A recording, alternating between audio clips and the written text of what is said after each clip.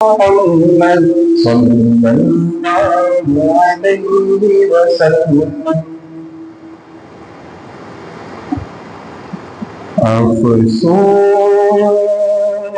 سے بہت دور ہوں گلزار نبی سے، افسوس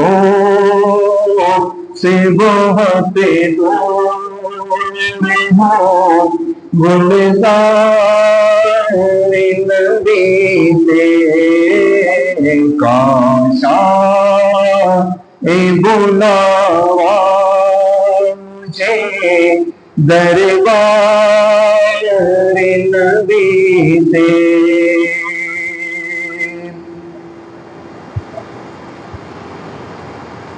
اے طاہر طیبہ یہ دعا کر میرے حق میں، اے طاہر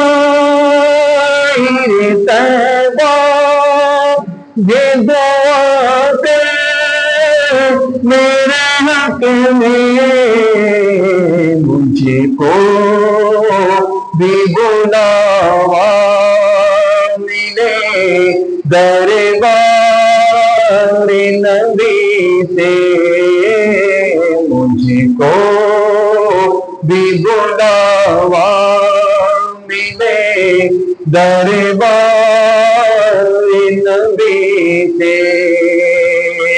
بیمار نہ مایوس ہو تو حسن یقین رکھ، بیمار نہ مایوس ہو تو حسن یقین رکھ، دم جا کے کرا لے کسی بیمار نبی سے، دم جا کے کرا لے کسی بیمار نبی سے۔ طوفان میں حسنین کے صدقے میں خدایا، طوفان میں حسنین کے صدقے میں خدایا، فرما دے مشرف مجھے دیدار نبی سے، فرما دے مشرف مجھے دیدار نبی سے۔ اور تاریخ ایمان کی حفاظت کا سوالی،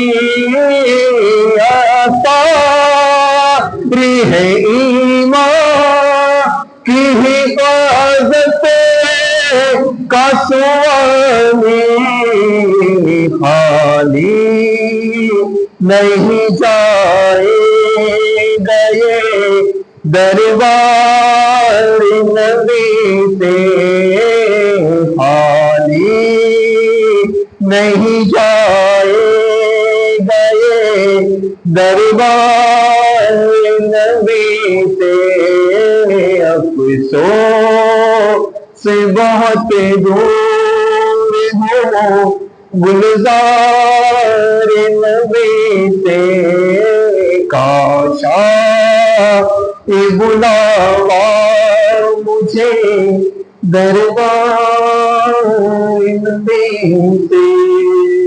صلو علی السلام علی سید المرسلین، اما بعد فاعوذ باللہ من الشیطان الرجیم، بسم اللہ الرحمن الرحیم۔ پڑھیے الصلاۃ والسلام علیک یا رسول اللہ وعلى آلك وصحابك يا حبيب الله الصلاة والسلام عليك يا نبي الله وعلى آلك وصحابك يا نور الله نويت سنة الاعتكاف. پیارے اسلامی بھائیوں، جب کبھی داخل مسجد ہو، یاد آنے پر اعتکاف کی نیت کر لیا کریں کہ جب تک مسجد میں رہیں گے اعتکاف کا ثواب ملتا رہے گا. یاد رکھیے پیارے اسلامی بھائیوں، رمضان کا مہینہ چل رہا ہے، ایسے بھی نیاز فاتحہ ہوتے رہتے ہیں، تو یاد رکھیے کہ مسجد میں کھانے پینے سونے یا سحری افطاری کرنے، یہاں تک کہ آب زمزم، ہاں یاد رکھیے گا، کھانے پینے سونے یا سحری افطاری کرنے، یہاں تک کہ آب زمزم یا دم کیا ہوا پانی پینے کی بھی شرعاً اجازت نہیں مسجد میں. البتہ اگر اعتکاف کی نیت ہوگی تو یہ سب چیزیں جائز ہو جائیں گی. اعتکاف کی نیت بھی پیارے اسلامی بھائیوں صرف کھانے پینے سونے کے لیے نہیں ہونی چاہیے، یہ بلکہ اس کا مقصد کیا ہونا چاہیے؟ اعتکاف کی نیت صرف ہم کھانے پینے سحری یا افطاری کرنے کے لیے نہیں کریں. اس کا مقصد کیا ہونا چاہیے؟ مسلمان کا مقصد کیا ہونا چاہیے؟ اللہ کریم کی رضا، اللہ پاک کی رضا. اس میں بھی اللہ پاک کی رضا ہو کہ فتاوی شامی میں ہے کہ اگر کوئی مسجد میں کھانا پینا سونا چاہے تو اعتکاف کی نیت کر لے، کچھ دیر ذکر اللہ کر لے، اللہ پاک کا ذکر کر لے، درود شریف پڑھ لے، وقت ہے تو نفل نماز پڑھ لے، تحیۃ المسجد وضو کر کے آیا تو تحیۃ المسجد پڑھ لے. تو پیارے اسلامی بھائیوں، کچھ دیر تسبیح پڑھ لے، درود پاک پڑھ لے، یعنی اللہ پاک کا ذکر کر لے، پھر جو چاہے کرے. یعنی اب چاہے تو کھا پی سو سکتا ہے، اب اس کے لیے جائز ہے، کیونکہ یہ عام گھر نہیں ہے نا پیارے اسلامی بھائیوں، ہمارا آپ کا گھر نہیں ہے نا کہ جیسے چاہیں گے ویسا کھائیں گے، ویسا پیئیں گے، ویسا رہیں گے، ویسا سوئیں گے. یہ اللہ پاک کا گھر ہے، اس کے کچھ شرائط ہے. اللہ پاک کا گھر ہے، اس میں ادب جو ہے ادب رکھنا ہوگا. تو اعتکاف کی نیت کر لیں گے تو انشاءاللہ یہ سب مسئلے سے ہم باہر آ جائیں گے انشاءاللہ. جو اسلامی بھائی نماز سے فارغ ہو گئے ہیں، ان سے گزارش ہے اندر تشریف لائے، علم دین کی محفل ہے، شرکت فرمائے اور ڈھیر و ثواب کمائے.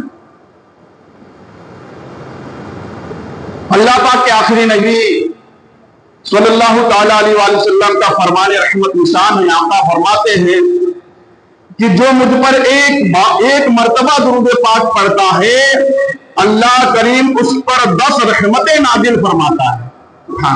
ایک مرتبہ درود پاک پڑھنے پر اللہ پاک کی 10 رحمتیں اس بندے پر نازل ہوتا ہے. سوچیے کہ جو وقت ہمارے پاس اللہ پاک نے دیا ہے، کتنے اس میں وقت ہم فری بیٹھے رہتے ہیں، سفر میں رہتے ہیں یا ایسے ہی باتوں میں لگے رہتے ہیں.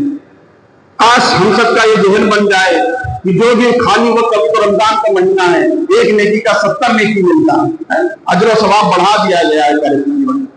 تو کاش ہم سب کا یہ ذہن بن جائے کہ اٹھتے بیٹھتے سوتے چلتے پھرتے جب بھی وقت ملے پیارے آقا صلی اللہ تعالیٰ علیہ وآلہ وسلم پر درود پاک پڑھنے والے بن جائے.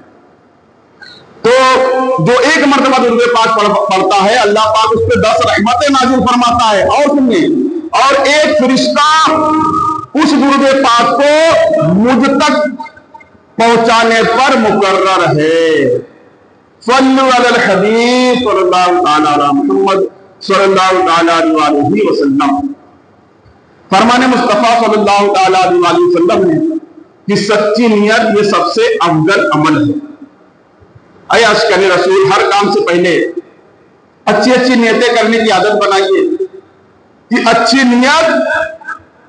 نیت یہ بندے کو جنت میں داخل کر دیتی ہے. کتنی بڑی بات ہے نا، چھوٹی بات تھوڑی ہے.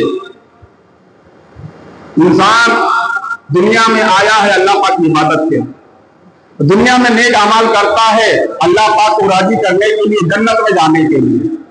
اس میں سے ایک سبب، اگر ہم اچھی نیت، صبح اٹھے تو اچھی نیت کے ساتھ اٹھے، کاروبار پہ جائیں تو اچھی نیت کے ساتھ جائیں، کھانا کھائیں تو اچھی نیت کے ساتھ کھائیں، جس کے حلال کمائیں تو اچھی نیت کے ساتھ کمائیں، انشاءاللہ یہ اچھی نیت کرنا یہ انشاءاللہ عز و جل جنت میں داخلے کا سبب بنے گی۔ پیارے اسلامی بھائیوں، بیان سننے سے پہلے بھی ہم اچھی نیتیں کر لیجئے، آئیے کر لیتے ہیں۔ مثلا ہم نیت کرتے ہیں کہ علم سیکھنے کے لیے پورا بیان سنوں گا، با ادب بیٹھوں گا، دوران بیان سستی سے بچوں گا، اپنی اصلاح کے لیے بیان سنوں گا، جو سنوں گا دوسروں تک پہنچانے کی کوشش کروں گا۔ دیکھیے پیارے اسلامی بھائیوں، جب بھی درس و بیان ہو توجہ کے ساتھ سننے کی عادت بنائیں، کہ لاپرواہی کے ساتھ سننے سے اس کی برکتیں ضائع ہونے کا ہوتا ہے، ضائع ہو جاتا ہے۔ یعنی اگر ہم توجہ سے نہیں سنیں گے تو ہم کو یاد نہیں ہوگا، جب ہمیں یاد نہیں ہوگا تو ہم اس پہ عمل کیسے کر پائیں گے، ہم دوسروں تک کیسے پہنچائیں گے؟ تو اس کے لیے جہاں پہ ہمارا جسم حاضر ہے وہاں ذہن بھی حاضر رکھے، جس کی برکتیں انشاءاللہ ہمیں ملے گی۔ صلو علی الحبیب صلی اللہ تعالی علی محمد صلی اللہ تعالی علیہ وسلم۔ رمضان سنتے تھے کہ رمضان آنے والا ہے، بس رمضان کا چاند نظر آنے والا ہے، رمضان کا چاند بھی نظر آ گیا، اور آج 8واں روزہ بھی ہے۔ کتنی تیزی کے ساتھ یہ رمضان جو ہے ہم سے رخصت ہو رہا ہے۔ عشرہ رحمت بھی بس 2 روزہ باقی ہے، یہ عشرہ رحمت ہم سب سے جدا ہو جائے گا۔ پیارے اسلام، رمضان ملا ہے، اس کی قدر کریں اور اس کی برکتوں سے اپنے آپ کو فیضیاب کریں۔ کاش ہم سب رمضان کا احترام کرنے والے بن جائیں۔ پیارے اسلامی بھائیوں، الحمدللہ رمضان المبارک کی برکت پرنور بہار گھڑیاں ہیں، رحمتوں کی چھما چھم برسات ہے، لمحہ با لمحہ یہ برکت ہے۔ خوش نصیب ہے وہ لوگ جو ظاہری و باطنی آداب کے ساتھ روزے رکھتے ہیں، ظاہری کے ساتھ ساتھ باطنی بھی آداب رکھتے ہیں۔ ظاہری تو ہم کھانے پینے اور طرح طرح کی چیزوں سے بچ جا رہے ہیں، کیا ہم باطنی بیماریوں سے، باطنی جو گناہ سے ہو جاتے ہیں اس سے ہم بچ رہے ہیں؟ اس کا بھی آداب ہمیں رکھنا ہے کہ روزہ ہم رکھ کس لیے رہے ہیں؟ اللہ پاک کی رضا کے لیے رکھ رہے ہیں۔ اللہ پاک سب جانتا ہے ہمارے دل میں کیا ہے، ہم دن کے اجالے میں کیا کر رہے ہیں، لوگوں سے چھپ کر کے کیا کر رہے ہیں، اللہ سب جانتا۔ تو جہاں ہم ظاہری جو ہے آداب کا خیال رکھ رہے ہیں، وہیں باطنی آداب کا بھی خیال ہمیں رکھنا چاہیے۔ اور خوش دلی کے ساتھ 20 رکعتیں تراویح پڑھ کر سحر و افطار کی برکتیں لوٹ کر رمضان المبارک کی بہاریں حاصل کر رہے ہیں، خوش نصیب ہے وہ۔ اور انتہائی محروم اور بدقسمت ہیں وہ لوگ جو ان مبارک گھڑیوں میں بھی نیکیوں سے محروم ہیں۔ بد نصیب ہے پیارے اسلامی بھائیوں، وہ بدقسمت ہیں کہ رمضان المبارک پانے کے باوجود بھی ان گھڑیوں کو نیکیوں سے محروم ہیں، ان گھڑیوں میں، اور روزے نہیں رکھتے۔ ایسے بھی لوگ ہیں مسلمان، ان کو پڑھی نہیں ہے، علماء سمجھاتے ہیں، مبلغین سمجھاتے ہیں، بیان سنتے ہیں۔ ابھی تو سوشل میڈیا کا دور ہے، طرح طرح کی ٹیپیں وہ سنتے رہتے ہیں، روزہ نہ رکھنے کی کتنے جو سزا ہے، وعیدیں ہیں، پڑھی نہیں ان کو۔ لیکن یاد رکھیے پیارے اسلامی بھائی، وہ سب کو ایک دن مرنا ہے، آخر موت، قبر میں جانا ہے، سب کو حساب دینا ہے۔ یہاں ہم ہیلے بہانے کر لیں گے کہ روزہ رکھتے ہیں تو کام نہیں کر پاتے، تھک گئے ہیں اس لیے تراویح نہیں پڑھ پاتے، ہر کام تو ہمارا ہو رہا ہے نا، روزی کما رہے ہیں، کام نندے برابر ہو رہے ہیں، لیکن تراویح پڑھنے کی بات آتی ہے، روزے رکھنے کی بات آتی ہے تو ہم ہیلے بہانے کرتے ہیں۔ لیکن ہیلے بہانے ہم ایک دوسرے سے کر لیں گے، اللہ سب جانتا۔ ایک چیز یاد رکھیے گا، یہ ہم لوگوں کے لیے نہیں کر رہے ہیں، یہ اللہ کو راضی کرنے کے لیے کر رہے ہیں، اور جس اللہ کے لیے ہم کر رہے ہیں وہ اللہ تمہارا ہیلا بھی جانتا ہے، تمہارا بہانہ بھی جانتا ہے، اس سے نہیں چھپ سکتے ہو تم۔ صحیح بات ہے۔ تو اگر اب سستی اب تک ہوئی ہے، اللہ زندگی آپ کی سلامت رکھے، اور آنے والا پورا مہینہ اگر ہم رمضان کے پاس آئیں تو اس میں جو بھی سستیاں ہوئی ہیں دور کر کے تراویح کی نماز، فرض نماز، روزے کی پابندی یہ کرنے والے بن جائیں۔ اگر آپ کے گھر میں کوئی ایسا ہے، آپ کے آس پڑوس میں کوئی ایسا ہے جس کو آپ سمجھا سکتے ہیں، وہ سمجھ سکتا ہے، تو آپ سمجھانے کی بھی کوشش کریں۔ تو پیارے اسلامی بھائیوں، یہ وہ لوگ جو ان مبارک گھڑیوں میں بھی نیکیوں سے محروم ہیں، روزے نہیں رکھتے، تراویح نہیں پڑھتے، یا پڑھتے بھی ہیں تو پوری نہیں پڑھتے، بخشش و مغفرت اور رحمت کے اس عظیم الشان مہینے میں بھی اللہ پاک اور اس کے رسول صلی اللہ تعالیٰ علیہ وسلم کی رضا والے کام کرنے سے دور ہیں۔ اقتدار اللہ پاک ان کو ہدایت عطا فرمائے، ہم سب کو بھی رمضان المبارک کی قدر کرنے کی توفیق عطا فرمائے۔ دو جہاں کے سلطان شاہنشاہ کون و مکان صلی اللہ تعالیٰ علیہ وسلم نے فرمایا کہ میری امت جلیل و رسوا نہ ہوگی جب تک وہ ماہ رمضان کا حق ادا کرتی ہوگی۔ یہ ہمارے آقا کا فرمان ہے۔ کیا فرمان ہے؟ ٹھیک سے سنیں، یاد کر لیں۔ آقا نے کیا فرمایا کہ میری امت جلیل و رسوا نہ ہوگی جب تک وہ ماہ رمضان کا حق ادا کرتی رہے گی۔ عرض کی گئی یا رسول اللہ صلی اللہ تعالیٰ علیہ وسلم، رمضان کے حق کو جایا کرنے میں ان کا جلیل و رسوا ہونا کیا ہے؟ تو آپ صلی اللہ تعالیٰ علیہ وسلم نے فرمایا اس ماہ میں ان کا حرام کام کرنا۔ کیا فرمایا؟ اس ماہ میں ان کا حرام کام کرنا، اور پھر فرمایا جس نے اس ماہ میں زنا کیا یا شراب پی تو اگلے رمضان تک اللہ پاک اور جتنے آسمانی فرشتے ہیں سب اس پر لعنت کرتے رہیں گے۔ جس اس مہینے میں زنا کیا، شراب پیا تو اللہ اور اس کے تمام آسمانی فرشتے اگلے رمضان تک اس پر لعنت کرتے رہیں گے۔ اگر یہ شخص اگلا ماہ رمضان پانے سے پہلے ہی مر گیا تو اس کے پاس کوئی ایسی نیکی نہ ہوگی جو اسے جہنم کی آگ سے بچا سکے۔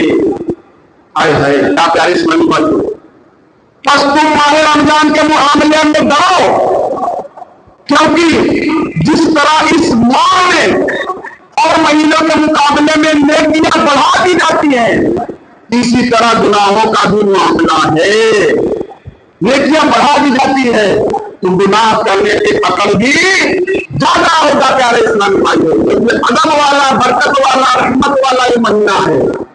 اللہ پاک ہم سب کو ماہ رمضان اچھے انداز میں رضا الہی والے کام کرتے ہوئے، لمحے لمحے کی قدر کرتے ہوئے، نیکیوں میں، عبادتوں میں، ذکر و فکر میں، قبر کی یاد میں، قبر کی یاد کرتے ہوئے، مدینے کی یاد دل میں بسائے ہوئے، اس میں اخلاق کا مظاہرہ کرتے ہوئے، والدین کا ادب کرتے ہوئے، عزیز رشتے داروں کے ساتھ بھلائی کرتے ہوئے، اور اس میں کوئی حقوق ادا کرتے ہوئے، غریبوں کی مدد کرتے ہوئے، میرے پیارے اسلامی بھائیوں، کاش اللہ پاک ہم سب کو اس طریقے سے غریبوں کی مدد کرتے ہوئے گزارنے اور فیضان رمضان سے خوب جھیلیاں بننے کی توفیق عطا فرمائے۔